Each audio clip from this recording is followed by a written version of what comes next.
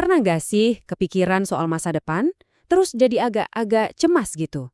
Kita semua kan punya mimpi ya, tapi rasa aman secara finansial itu kadang rasanya kok jauh banget. Nah, kali ini kita akan bedah tuntas satu produk, yaitu Manulife Perlindungan Diri Syariah, buat cari tahu apakah ini beneran bisa jadi jawaban buat rasa cemas kita itu. Oke, ini dia peta perjalanan kita. Kita akan mulai dari kenapa sih produk kayak gini perlu ada? Terus kita lihat gimana cara kerjanya, perlindungannya apa aja, dan apa yang bikin dia beda sebagai produk syariah. Nggak lupa kita akan lihat simulasi pakai angka biar kebayang. Dan yang terakhir, kita akan intip bagian fine print alias tulisan kecil yang penting banget buat diketahui. Yuk kita mulai? Oke, bagian pertama, kita bahas dulu akar masalahnya. Kita semua pengen banget masa depan yang aman, yang terjamin. Tapi kan kenyataannya, masa depan itu penuh dengan yang namanya ketidakpastian. Nah, ini yang membawa kita ke satu pertanyaan penting. Coba deh jawab jujur dalam hati. Seberapa yakin Anda sama kondisi keuangan di masa depan? Apapun jawabannya, itu nunjukin kenapa yang namanya perencanaan jadi krusial banget. Hidup kita sekarang kan serba cepat ya. Peluang ada di mana-mana, tapi ya itu, di balik setiap kesibukan dan aktivitas kita, selalu ada yang namanya resiko. Dan resiko-resiko inilah yang coba dijawab sama solusi yang mau kita bahas ini. Jadi, gimana dong cara kita ngadepin semua resiko ini?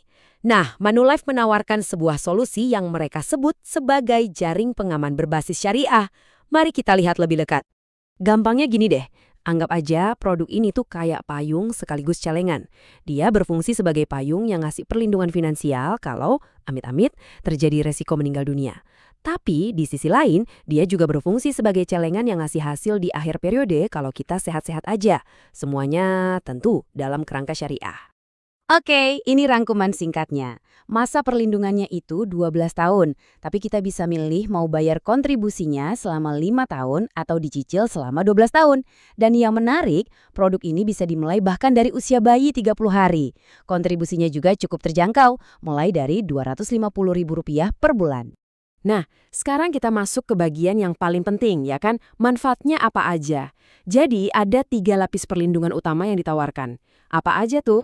Pertama, kalau peserta meninggal dunia karena sebab apapun, entah itu sakit atau lainnya, ahli waris bakal dapat santunan asuransi penuh. Kedua, dan ini penting, kalau penyebab meninggalnya adalah kecelakaan, santunannya ditambah lagi 50%. Jadi, ini semacam perlindungan ekstra buat risiko yang benar-benar nggak terduga. Nah, ini dia yang bikin produk ini disebut dwiguna atau dua guna. Kalau kita diberi umur panjang dan sehat sampai akhir masa asuransi 12 tahun, uang kita nggak hangus. Kita justru akan menerima yang namanya manfaat akhir masa asuransi. Jadi ini beneran situasi win-win, terlindungi kalau ada risiko, tapi tetap dapat hasil kalau nggak ada apa-apa. Oke, terus apa sih yang bikin ini beda dari asuransi biasa? Apa yang bikin ini syariah? Jawabannya ada di 2 prinsip utamanya. Semangat gotong royong alias tolong-menolong dan konsep pembagian keuntungan atau surplus. Coba bayangin dana tabaruk ini kayak semacam kas bersama. Setiap kontribusi yang kita bayarkan, sebagiannya itu masuk ke dalam wadah ini. Tujuannya murni untuk saling bantu di antara para peserta. Jadi, kalau ada salah satu peserta yang kena musibah dan perlu klaim, dana untuk bayar klaimnya diambil dari kas bersama ini. Benar-benar konsep tolong-menolong. Nah, ini bagian yang paling keren dan transparan. Kalau di akhir tahun ternyata ada kelebihan dana di kas bersama tadi, uangnya itu nggak lari semua ke kantong perusahaan. Seperti yang bisa kita lihat di diagram ini, setengahnya dikembalikan lagi untuk memperkuat dana bersama. 20% untuk pengelola, dan yang paling penting buat kita, 30%-nya dibagikan lagi ke para pemegang polis. Jadi kita ikut menikmati hasilnya. Oke, teorinya udah cukup. Biar lebih kebayang, kita langsung aja lihat simulasi nyatanya dengan angka. Yuk kita kenalan sama Bapak Ahmad. Jadi, ini profil Bapak Ahmad. Beliau mulai ikut program ini di usia 30 tahun. Beliau memilih untuk membayar kontribusi sebesar Rp1.000.000 per bulan, tapi cuma selama 5 tahun aja. Sementara masa perlindungannya tetap berjalan penuh selama 12 tahun. Skenario pertama, amit-amit ya, kalau Bapak Ahmad meninggal dunia karena sakit di tahun kelima polisnya, maka ahli warisnya akan menerima santunan sebesar Rp250 juta. Nah, gimana kalau penyebab meninggalnya di tahun kelima itu karena kecelakaan? Angkanya langsung naik jadi Rp375 juta. Ini adalah gabungan dari santunan dasar Rp250 juta ditambah bonus 50% karena kecelakaan. Dan ini skenario terbaiknya. Kalau Bapak Ahmad sehat-sehat aja sampai akhir masa polis di tahun ke-12, beliau sendiri yang akan menerima hasilnya. Uang sebesar Rp60 juta cair untuk beliau nikmati.